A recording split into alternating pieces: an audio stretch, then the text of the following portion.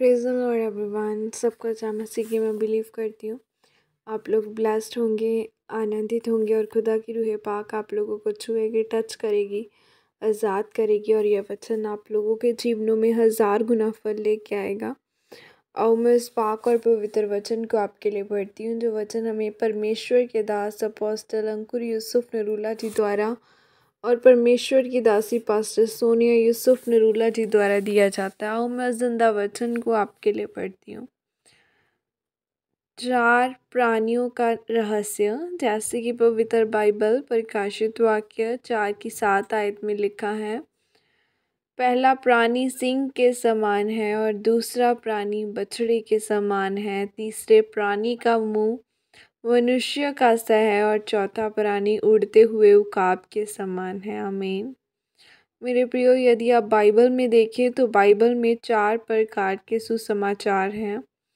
मत्ती, मरकुस, लूका, यूहन्ना। जहाँ कहीं बाइबल में 4 अंक आता है वहाँ संतुलन आता है। जैसे आपके पलंग के 4 पाँव होते हैं और कुर्सी के भी 4 पाँव होते हैं, उसका मतलब है संतुलन।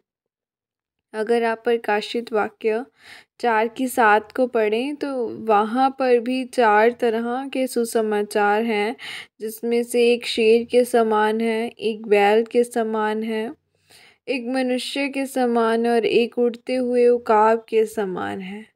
जब हम शेर के बारे में देखते हैं और शेर बड़े दिल को, ताकत को, नेतृत्व को, निडरता को दर्शाता है।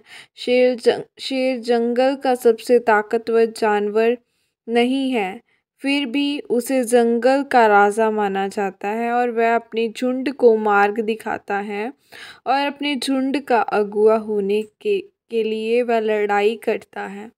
और जब हम बैल को देखते हैं तो हम उसमें मेहनत को देखते हैं कि वह सख्त काम को दर्शाता है।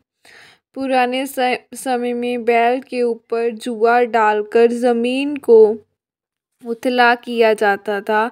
जिसके पास बैल होते थे वह अमीर होते थे। और अगर परमेश्वर ने हमें बाइबल में बैल जैसे दिखाया है तो यह एक प्रकाशन था कि हम मसीह में आगे जाने के लिए मेहनत करें।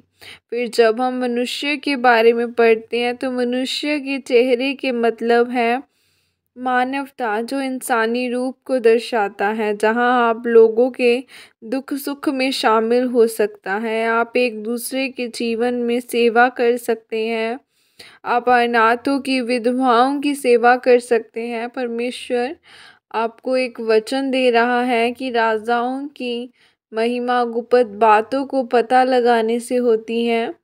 आज आप क्या चाहते हैं? महिमा में जीवन, अभिषेक, आशीषें या अर्थव्यवस्था में बढ़ना चाहते हैं ताकि आप प्रभु के काम कर सकें। परमेश्वर ने जब आदम को बनाया तो उसने अपने स्वरूप में बनाया और उसे यह काम दिया कि तू मेरी संगति करेगा और मेरे अंदर क्या है और मैं क्या चाहता हूँ उसे खोजने की कोशिश करेगा। मत्ती 6 की 33 में लिखा है, इसलिए पहले तुम परमेश्वर के राज्य और धर्म की खोज करो तो ये सब वस्तुएं भी तुम्हें मिल जाएंगी। और जब उकाब के बारे में देखते हैं तो उकाब के जो पंख होते हैं वह भारी होते हैं और अगर उन्हीं भारी पंखों से वह उड़ेगा तो हो सकता है कि वह मर भी जाए। इसलिए उकाब हवा के धकेलने का इंतज़ार करता है और हवा के हिसाब